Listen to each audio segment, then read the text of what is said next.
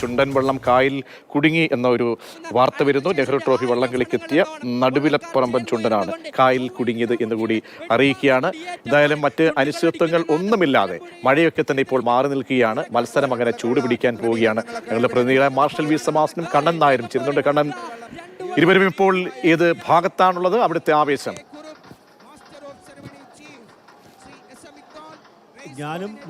കൈപ്പളി 10,000-കണക്കിന് ജനങ്ങൾ വേമ്പനാട്ട് കായലിൽ പുന്നമട കായലിന് ചുറ്റും ആവേശത്തോടെ കാത്തു നിൽക്കുന്ന ഒരു കാഴ്ചയാണ് നമുക്ക് കാണാൻ കഴിയുന്നത്. മാസ്റ്ററിൽ ആരംഭിക്കുന്നതിന് മുമ്പുവരെയുള്ള ചുണ്ടൻ വള്ളങ്ങളെല്ലാം തന്നെ ആ ഫിനിഷിംഗ് പോയിന്റിലേക്ക് എത്തി അണിനിരുന്നുകൊണ്ട് അവിടെ നിന്ന് മാസ്റ്ററിൽ ആരംഭിക്കും.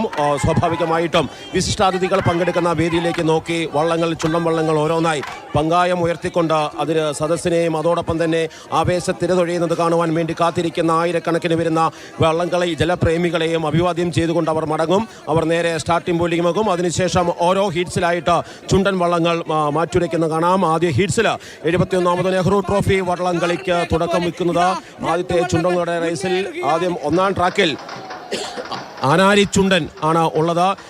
1954-ലും 2010-ലും പുതുക്കി പണിതിട്ടുള്ള ആനാരി ചുണ്ടനാണ്. കൈനകരി ടൗൺ ബോട്ട് ക്ലബ്ബാണ് ആനാരി ചുണ്ടനെ നയിക്കുന്നത്. ഇന്ന് വരെ നെഹ്റു ട്രോഫിയിൽ മുത്തമിട്ടിട്ടില്ല എങ്കിലും ആവേശത്തോടു കൂടിയായിരിക്കും ഒന്നാം ഹീറ്റ്സിൽ ആനാരി ചുണ്ടൻ എത്തുക. രണ്ടാമതായിട്ട് വെള്ളംകുളങ്ങരയാണ്. Saint Joseph boat club Kayalpuram നയിക്കുന്ന വെള്ളംകുളങ്ങര ബോട്ട് ക്ലബ്ബാണുള്ളത്. അതിന് ഒപ്പം തന്നെ മൂന്നാമത്തെ ട്രാക്കിൽ കരുവാറ്റ ഇതുവരെ ജയിച്ചിട്ടില്ല. മങ്കൊമ്പ് ബോട്ട് ക്ലബ്ബാണ് കരുവാറ്റയെ നയിക്കുന്നത്. കരുവാറ്റയുടെ വിസ്മയകരമായ ഒരു പ്രകടനം പ്രതീക്ഷിക്കാം. അതോടൊപ്പം തന്നെ ഇതാ നാലാമത്തെ ട്രാക്കിൽ ആദ്യ ഹീറ്റ്സിൽ പങ്കെടുക്കുന്നു കാരിച്ചാലാണ്. 16 തവണ നെഹ്റു ട്രോഫിയിൽ മുത്തമിട്ടിട്ടുള്ള കാരിച്ചാൽ. കായൽപ്പരപ്പിലെ രാജാവാരാണെന്ന് ചോദിച്ചാൽ ഒരൊറ്റ മറുപടിയേ ഇവിടെ നൽകാനുള്ളൂ. പുന്നമട കായലിനും വെമ്പനാട്ട് കായലിനും എല്ലാം തന്നെ ഏറ്റവും ആവേശത്തൊഴിയെറിഞ്ഞുകൊണ്ട് മുന്നോട്ട് വന്നിട്ടുള്ള 16 തവണ ചാമ്പ്യൻ അടിച്ചിട്ടുള്ള കാരിച്ചാൽ വള്ളമാണ്. പക്ഷേ ഒരു കാര്യമുണ്ട്, കാരിച്ചാൽ ചുണ്ടൻ ഇത്തവണ ബോട്ട് ക്ലബ്ബ് പായിപ്പാടാണ്, KCBC ആണ് തുഴയുന്നത്. നാട്ടിലെ ഇതുവരെ അവർക്ക് അങ്ങനെ തുഴഞ്ഞ് കപ്പടിക്കാൻ വേണ്ടി സാധിച്ചിട്ടില്ല. എങ്കിലും നമുക്കിപ്പോൾ ദൃശ്യങ്ങളിൽ കാണാം ആ ജലരാജാവിൻ്റെ ഒരു വരവാണ് നമ്മൾ കണ്ടുകൊണ്ടിരിക്കുന്നത്. ഇപ്പോൾ പല ചുണ്ടൻ വള്ളങ്ങളും വേദിയെ അഭിസംബോധന ചെയ്യാൻ വേണ്ടി നിരന്ന് നിൽക്കുകയാണ്. ഇങ്ങനെ നിരവധി ചുണ്ടൻ വള്ളങ്ങളാണ് ഇനിയും ഇങ്ങോട്ട് എത്തുവാനുള്ളത്. അങ്ങനെ അവരെല്ലാം തന്നെ മാസ്റ്ററിലേക്ക് പങ്കെടുക്കുന്നു. പങ്കായമുയർത്തി ജലരാജാക്കന്മാരാരാണെന്ന് തിരിച്ചറിയുന്നതിന് മുമ്പ് എല്ലാ മത്സരങ്ങളിലേക്കുമുള്ള ആവേശം തുഴയെറിഞ്ഞുകൊണ്ട് കാട്ടിക്കൊണ്ട് അവർ സ്റ്റാർട്ടിംഗ് പോയിന്റിലേക്ക് മടങ്ങും. അതിനു മുന്നോടിയുള്ള ചടങ്ങുകളാണ് നടക്കുന്നത്. എനിക്കൊപ്പം ഇപ്പോൾ കണ്ണൻ നായർ ചേരുന്നുണ്ട്. കണ്ണൻ, ആവേശത്തൊഴിയെറിയുവാൻ വേണ്ടി ഇനിയും മിനിറ്റുകൾ മാത്രം ബാക്കി നിൽക്കെ ഒന്നാം ഹീറ്റ്സിലേക്ക് നോക്കുമ്പോൾ കാണാം നമുക്ക് 1 മുതൽ 4 വരെയുള്ള ചുണ്ടങ്ങളിൽ ആനാരിയുണ്ട്, വെള്ളംകുളങ്ങരയുണ്ട്, കരുവാറ്റയുണ്ട്, കാരിച്ചാലുണ്ട്. കാരിച്ചാൽ എന്ന് പറയുന്ന ജലരാജാവ് ജലയുദ്ധത്തിന് ഇറങ്ങാൻ പോകുന്ന ഒരു കാഴ്ചയ്ക്കാണ് നമ്മൾ സാക്ഷ്യം വഹിക്കാൻ പോകുന്നത്. 1970-ൽ പണിത വള്ളമാണ്. 74-ൽ ആദ്യമായി ഫ്രണ്ട്സ് ബോട്ട് ക്ലബിലൂടെ ഒന്നാം സ്ഥാനത്തേക്ക് എത്തിയ വള്ളമാണ്. 75-ലും 76-ലും അതായത് വന്ന് 3 വർഷം കഴിഞ്ഞ സമയത്ത് തന്നെ തുടർച്ചയായി 3 തവണ ജയിച്ചു ഹാർട്ടിക്ക് നേടിയ വള്ളമാണ്. പിന്നീട് UBC കൈനകരിയും ആ ഒരു കാരിച്ചാലും തമ്മിലുള്ള ബന്ധം തുടങ്ങുന്നത് 76-ലാണ്. PK തങ്കച്ചൻ ക്യാപ്റ്റനായിട്ടുള്ള UBC കൈനകരി അത് ആ സമയത്ത് ഒന്നാം സ്ഥാനത്തേക്ക് എത്തുന്നത്.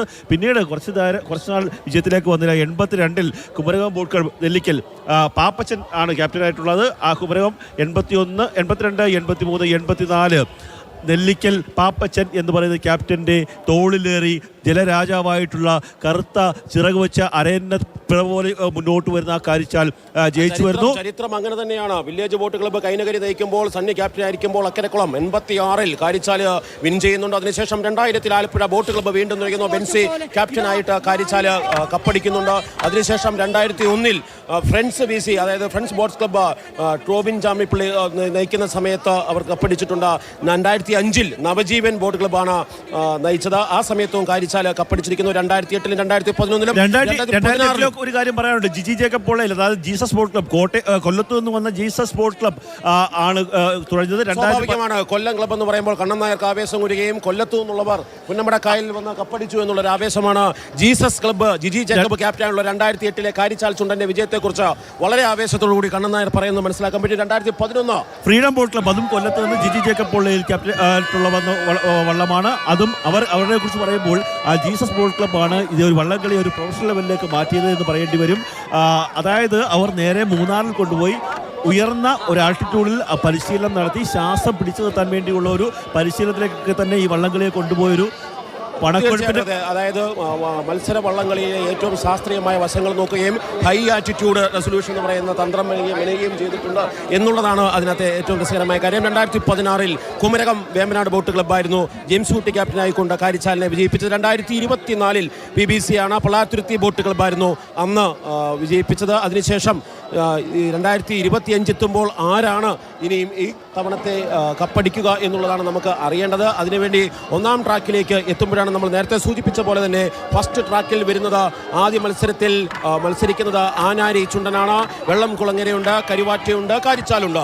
ഈ വള്ളങ്ങളെല്ലാം തന്നെ 4 മിനിറ്റിനുള്ളിൽ തന്നെ ഫിനിഷിംഗ് പോയിന്റിലേക്ക് എത്തുന്ന പറക്കുന്ന കായൽ രാജാക്കന്മാരാണ്. അതുകൊണ്ട് തന്നെ ഏതെങ്കിലും വള്ളത്തിന്റെ മഹിമയോ പെരുമയോ മാത്രം പറഞ്ഞുകൊണ്ട് ആ വള്ളമായിരിക്കും കപ്പടിക്കുക എന്ന് പറയാൻ സാധിക്കില്ല. അത്ര രീതിയിലേക്ക് ഇതാ നോക്കൂ, നമുക്ക് കാണാം നമ്മുടെ കൺമുമ്പിൽ ഏറ്റവും കൗതുകരമായ കാഴ്ചയാണ് പാമ്പ് വള്ളങ്ങൾ എന്ന് പറയുന്ന സ്നേക്ക് ബോട്ടുകൾ. ഇതാ കായൽ രാജാക്കന്മാർ ഓരോരുത്തരായിട്ട്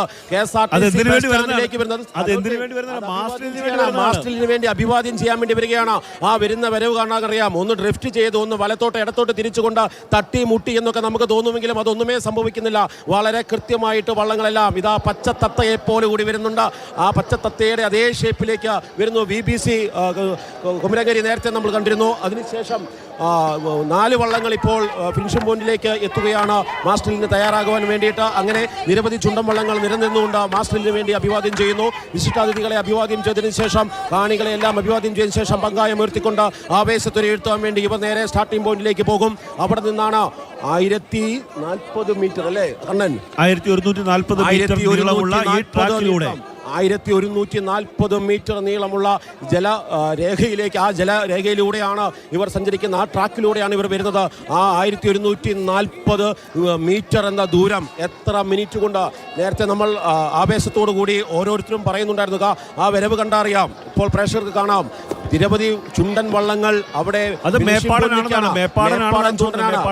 ചുണ്ടൻ എന്ന് പറയുമ്പോൾ ഇത്തവണ കപ്പടിക്കുമെന്ന് ആരാധകർ, ഒരേപക്ഷെ വള്ളംകളിയിലെ ആരാധകർ ഒരേപോലെ പറയുന്ന ഒരൊറ്റ പേരാണ് കൂടി. മത്സരം അല്പസമയത്തിനകം ആരംഭിക്കാൻ പോകുന്നു. ചുണ്ടൻ വള്ളങ്ങൾ ഇറങ്ങാൻ പോവുകയാണ്. 21 ചുണ്ടൻ വള്ളങ്ങൾ തലയെടുപ്പോടുകൂടി നിന്ന പരമ്പരാഗത ചുണ്ടൻ വള്ളങ്ങൾക്കൊപ്പം ഇത്തവണ 1 ഡസൻ ചുണ്ടൻ വള്ളങ്ങൾ കൂടി ആദ്യ ട്രോഫിക്കായി അങ്ങനെ മാറ്റുരയ്ക്കാൻ പോകുന്നു.